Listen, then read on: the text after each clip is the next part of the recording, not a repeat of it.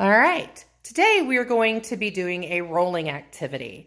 You need 1 to 2 plastic cups and a ball. Set your cups up any way that you want them. Abby has hers flat on the ground. Kate has hers going up and down. Now you're going to take 2 to 3 steps back and you are going to roll the ball. When you roll the ball, you need to keep it close to the ground, go slow, and you do not want it bouncing. Very nice.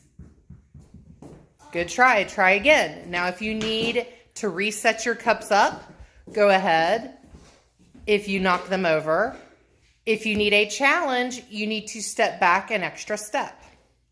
Keep going. Go ahead, Kate. Good try. Now just keep rolling it as many times as you can. Very nice.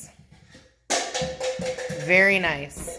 Now, if you're not hitting the cups, then you need to get closer. If you're hitting the cups every time, you need to back up.